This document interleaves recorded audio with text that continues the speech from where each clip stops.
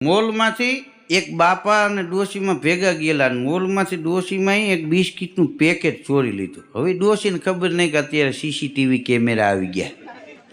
હા, તો બહાર નીકળ્યા, પકડાઈ ગયા. બિસ્કીટનું પેકેટ નીકળ્યું, પોલીસવાળા આવી ગયા, ફરિયાદ લખાઈ ગઈ, એફઆઈઆર ફાટી ગઈ, કેસ આવેલો કોર્ટમાં. બાપા અને ડોશીમાં બે ગયા. બાપા તો આમ છેટા ઊભા હતા, ડોશીમાં પિંજરામાં ઊભા રાખ્યા. સાહેબે પૂછ્યું કે બિસ્કીટ કેટલા હતા પેકેટમાં? તો કે 10 દિવસની સજા આપવામાં આવશે. તો સામેથી ઊભા થઈને બાપા બોલ્યા કે સાહેબ એક મમરાનું પડીકું લીધું એને. હા, અને ગણજો જેટલા અમારે દુઃખના દાડા કપાય, બીજું તો અમે શું કરી શકીએ. આમાં મૂળ ડોશી વધારે અમારી એમાં એને રસ હતો.